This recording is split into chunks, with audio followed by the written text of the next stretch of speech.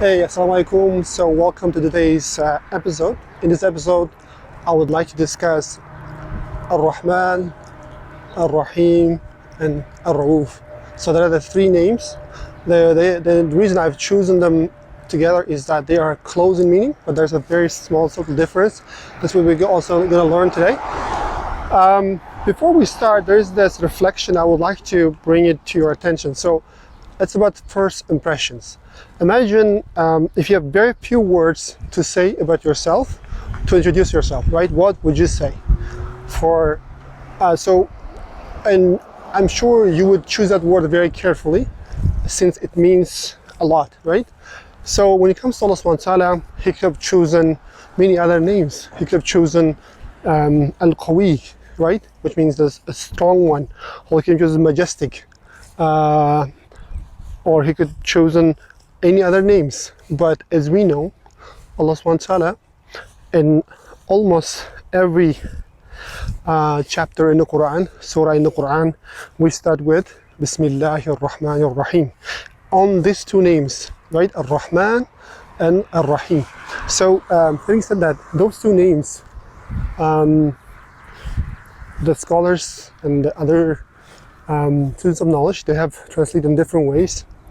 And the translation I've chosen to be more concise, I guess, is the most merciful and the most caring.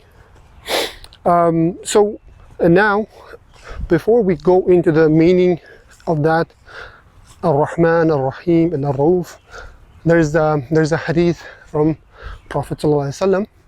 It goes by to show the mercy.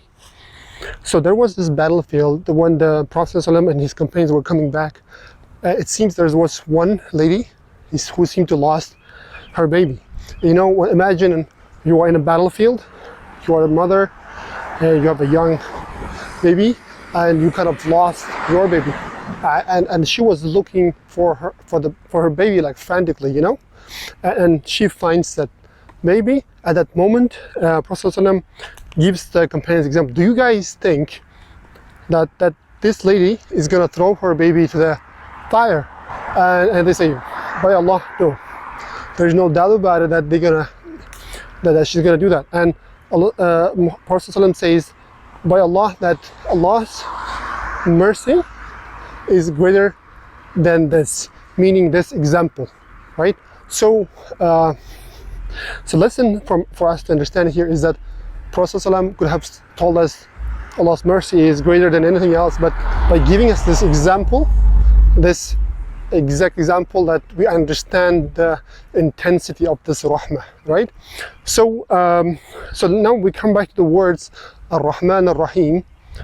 So Rahamim, the meaning, it comes to mercy and compassion, tenderness, and all these words. And in the root of the word, they also say it comes from the word womb, mother's womb, right? How we're brought up in mother's womb, and with this compassion, with this mercy. And having said that, so there is a subtle difference between this Rahman and Rahim. So first name, if you're going to focus on the Rahman, so one of the examples they have given is that in Arabic there is a word, for example, Ghadban, extremely angry. And there's also another word called Ghadib, right? It means angry. So the difference between these two is that when person is just angry, he could be angry at something or someone, right? But when someone is Ghadban, extremely angry, I'm sure you have seen the examples in your lives. Sometimes if someone is extremely angry, they say, don't go close to him. He's extremely angry. He doesn't even understand what he's doing. You know what I mean? It's that extremeness. So the exactly same thing is applied in this thing, but it's mercy. So in this meaning, it means most merciful. Right? It's expansive, and according to some scholars, it means this mercy doesn't apply only to it applies to everybody and everything on this universe we experience. Because without this, His mercy, it wouldn't exist. So this name specifically means His mercy, most expansive form. So when it comes to Rahim, it means also mercy, but not in expansiveness, but in continuity. And by this, Allah subhanahu wa ta'ala is saying, I'm the most merciful. So you should not, like, sometimes this name comes with the of forgiving, al-ghafur, al-ghaffar. So the denoting that we should never give up hope in coming back to him, asking for his mercy. And he is not only most merciful, but continuity, right? This also means. So the third name is Rauf, and which meaning the most kind. So this name, in a way, one thing I didn't know about my own name is that it's many years I didn't understand my name. It was a strange name, especially I come originally from Uzbekistan. But once I really understood the true meaning of this name, I was really kind of begin to like it. So Rauf means the most kind, Maruf, it means usually good or well known in a way. And you may have heard in the Quran, it means Amr Ma'ruf, call each other to the good, right? This is the same meaning. So Rauf, it means the most kind. But so the subtle difference, Rauf and Rahman, Rahim, is that, for example, the best example is just the giving example is like a parent. So sometimes as a parent, we want good for our kids. And imagine we may give a medicine. The action itself may not look kind at this point because the child will be crying, but eventually it is good, right? So this is a good example for Rahman Rahim showing mercy. But however, though, scholars says that Rauf is that even the action or anything you see outwardly or inwardly, everything is merciful.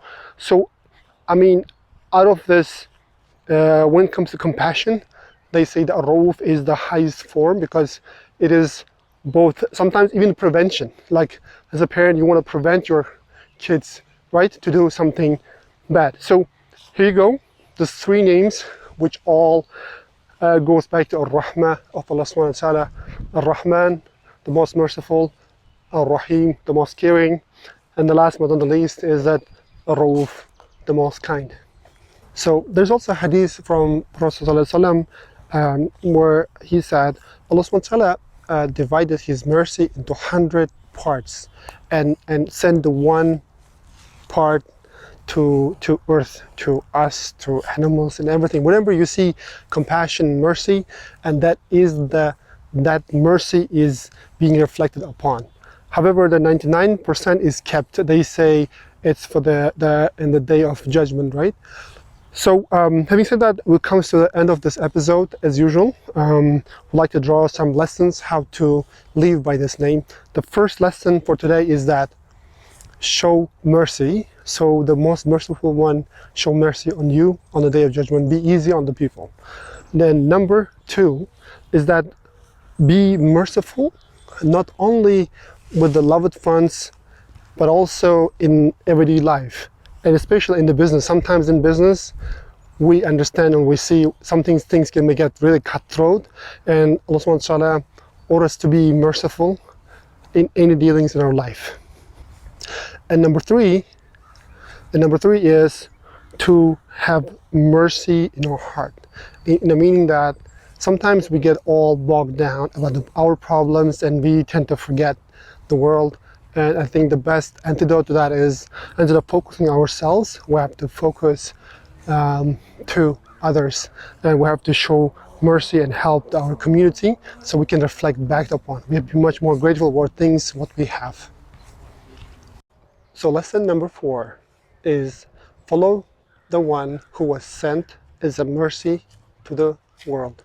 So in this case, what I mean by that is the Prophet ﷺ, like his character. To do that would be to learn his surah, his life, read the hadith, and read his life story, so we understand his mercy, so we can live, try to live our best in his example.